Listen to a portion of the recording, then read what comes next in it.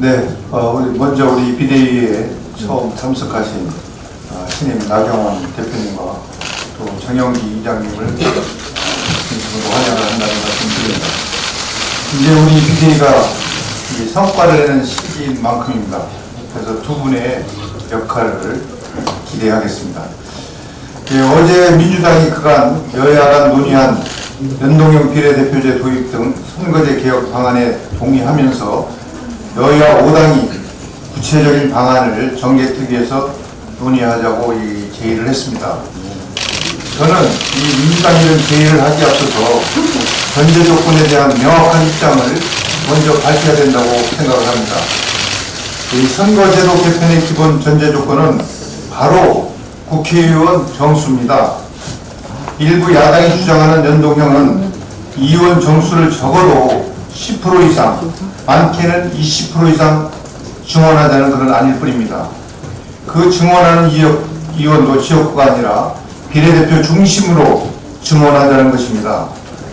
지난번에도 제가 말씀을 드렸는데 국회의원 정수에 대한 논의 없이 연동형으로 결정했으니 어쩔 수 없이 의원 정수를 늘려야 한다는 발상에는 결코 국민들이 동의하지 않을 것입니다.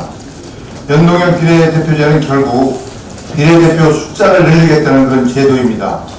그리고 현 세비를 깎아서 늘어나는 의원에 대해서 충당하겠다는 것은 눈 가리고 아웅하는 시기라고 저는 생각을 갖습니다. 우리 국회가 비례대표 숫자가 적어서 국민들로부터 신뢰를 받지 못하는 것입니까? 아닙니다.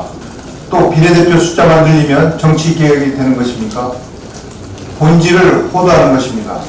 이런 발상은 결국에 비례대표 숫자를 늘려서 원내 2석을 더 확보하겠다는 일부 야당의 당리당략에 불과하다고 저는 생각을 합니다. 이에서 저는 다시 한번 주장을 드립니다.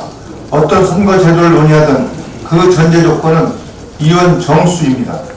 의원 정수를 유지하든 오히려 축소하든 의원 정수를 명확히 하고 그 이후에 선거제도를 논의해야 합니다. 저 개인적으로는 의원 정수를 10% 정도 축소해야 한다고 생각을 합니다. 지역구는 물론이고 비례대표 숫자도 줄여야 합니다. 즉 현행 300석의 의석수를 10% 감축한 270석 정도로 하고 지역구와 비례대표도 각각 10%씩 축소하는 방안을 기본으로 해서 선거제도 개편을 논의해야 한다고 생각을 갖습니다. 이런 기준을 설정하지 않고 선거제도 개편을 논의하게 되면 결국 의원수는 적어도 30석 이상 늘어날 수밖에 없고 그것은 국민의 뜻을 거스르는 것입니다. 또한 비례대표 의석수를 더 확보하겠다는 일부 야당의 당리당략에 이용될 뿐입니다. 이제 새로운 우리 원내 지도부가 구성됐으니까 우리 비대위에서도 이 문제에 대해서 심도 있는 논의가 반드시 필요하다는 말씀을 드리겠습니다. 그리고 국토위 간사로서 간단히 유상카풀 반대 택시기사 분신 사망 관련해서 말씀을 드리겠습니다. 아시다시피 유상카풀 운행에 따라서 택시업계와 카풀업체 간 사회적 갈등이 정부가 수소방관하고 있는 사이에 점점 심해지고 있습니다. 상황이 매우 심각합니다. 이러한 사회적 갈등은 반드시 해결해야 합니다.